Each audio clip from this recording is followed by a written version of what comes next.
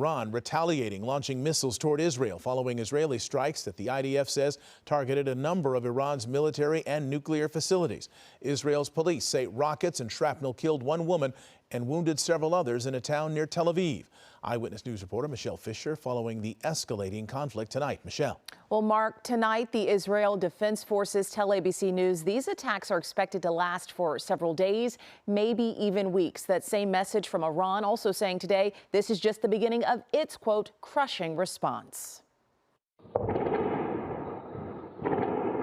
Air defense system interceptions over Tel Aviv Friday as missiles lit up the night sky amid Iran's counterstrikes, which are now underway. According to ABC News, U.S. land and sea assets are helping Israel shoot down Iranian missiles. It wouldn't be an overstatement to say that the cooperation between Israel and the U.S. has saved lives. Some of Iran's missiles making it through to their intended targets. Israeli emergency services saying there are reports of injuries.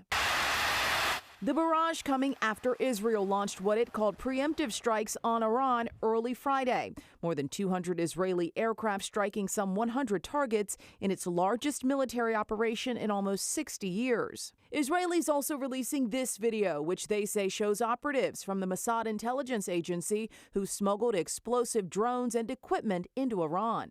We are in the 11th hour. We had to operate before it's too late, before they have weapons of mass destruction, and that's exactly what we did.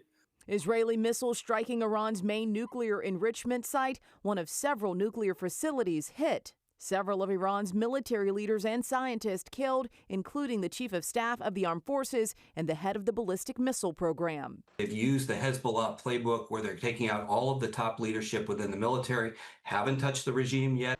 Iran's ambassador to the UN says 80 civilians have been killed, the majority of them women and children. Demonstrators filling the streets of Tehran, some in the crowd chanting death to Israel and death to America. President Donald Trump, who had been in the middle of ongoing nuclear talks today, writing on Truth Social, 2 months ago I gave Iran a 60-day ultimatum to make a deal. They should have done it. Today is 61. I told them what to do. They just didn't get there. Now they have perhaps a second chance.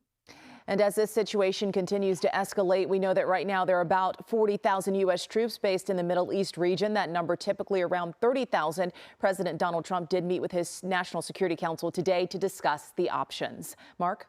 Michelle Fisher, thank you.